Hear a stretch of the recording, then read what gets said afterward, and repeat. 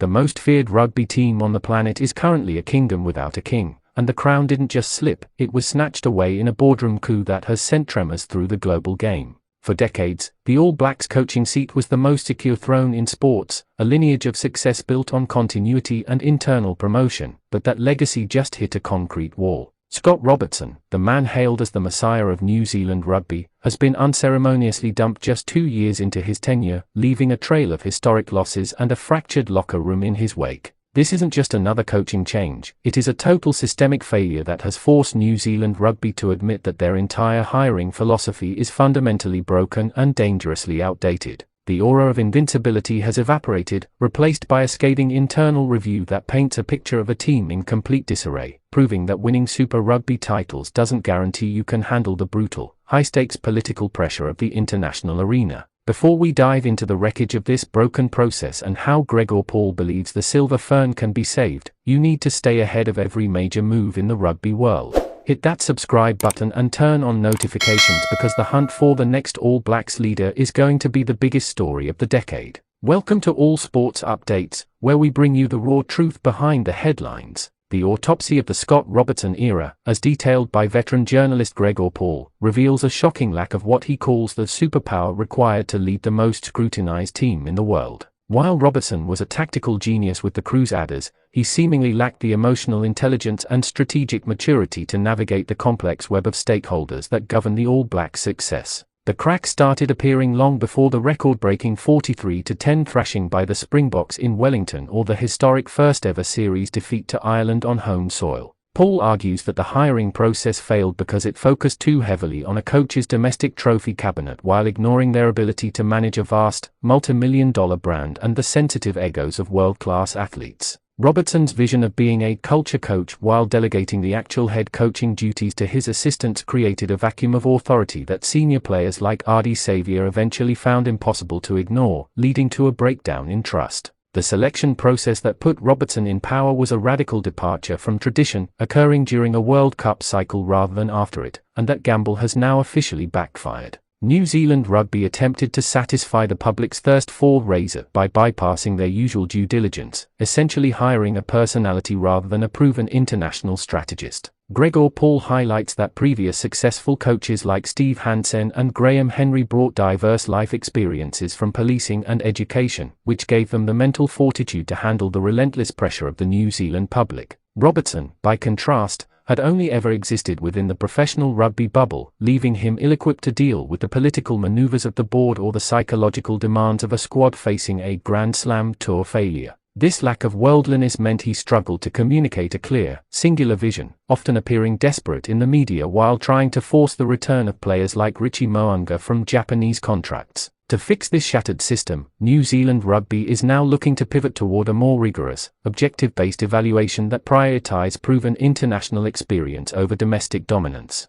The appointment of Sir David Kirk as executive chairman signals a shift toward a corporate-style accountability where the high-performance arm is no longer a protected silo. Gregor Paul suggests that the new process must include a balanced panel of rugby experts who can look under the hood of a coach's tactical philosophy rather than being swayed by charismatic presentations. This means the next search will likely bypass the flashy choice in favor of a candidate who demonstrates a deep understanding of tactical consistency and aerial dominance, areas where the All Blacks have recently been exposed as amateurish. The era of the celebrity coach is being buried in favor of a more clinical, data-driven approach that ensures the person at the helm is a shrewd political operator as much as they are a rugby technician. All Sports Updates is your home for the deep dives the mainstream media won't touch, so make sure you're following us for the latest on the Jamie Joseph rumors. The name currently echoing through the corridors of NZR headquarters is Jamie Joseph, a man whose resume offers the exact opposite of the Robertson experiment's flaws.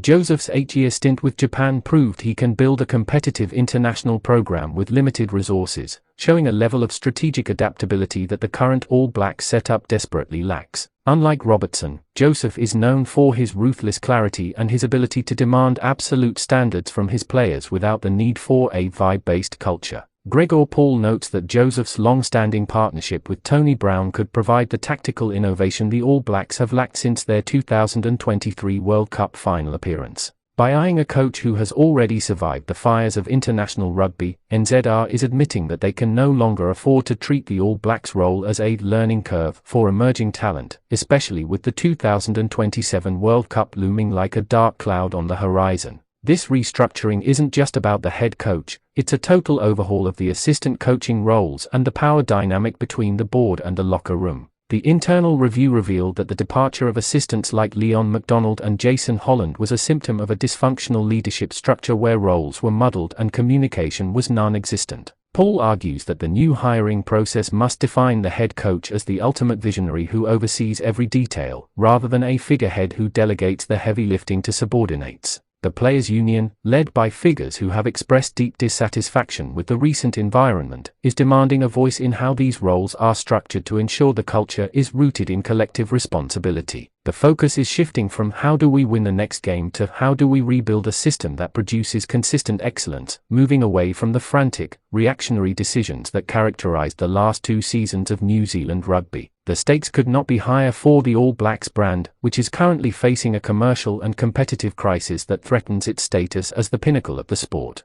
With private equity interests now involved, the board is under immense pressure to deliver a coach who can not only win matches but also restore the team's global marketability. Gregor Paul warns that if this next hiring process fails, the All Blacks risk becoming a second-tier power, overtaken by the clinical efficiency of South Africa and the rising tide of Northern Hemisphere rugby. The fix involves a return to the basics, a focus on tactical proficiency, clear selection policies that don't leave players confused, and a leadership style that commands respect through authority rather than popularity. The broken process of the past was defined by a fear of making the wrong choice. The new process must be defined by the courage to pick the right leader for the right reasons, regardless of public opinion. Ultimately, the fall of the Robertson empire serves as a brutal lesson in the dangers of ignoring the specific, grueling requirements of the international stage. New Zealand Rugby is currently standing at a crossroads, forced to choose between the comfortable path of internal tradition or the difficult road of total organizational reform. Gregor Paul's analysis makes it clear that the All Black way is no longer enough to guarantee victory in a world where every other nation has caught up and moved ahead. The next coach won't just be inheriting a whistle and a clipboard, they will be inheriting a rescue mission for a national icon that has lost its way in the wilderness of its own success. Whether it's Jamie Joseph or a dark horse candidate, the person who takes this job must be prepared to dismantle the remnants of the old system and build something more resilient, more transparent, and infinitely more disciplined than what we've seen in recent years. The future of the black jersey hangs in the balance, and we will be here every step of the way to see if New Zealand can reclaim its throne. Thank you for watching All Sports Updates. Don't forget to comment below with who you think should be the next All Blacks head coach. Would you like me to refine the tone of any specific paragraph or perhaps generate a list of the top 3 coaching candidates mentioned in the current rugby news to accompany this script?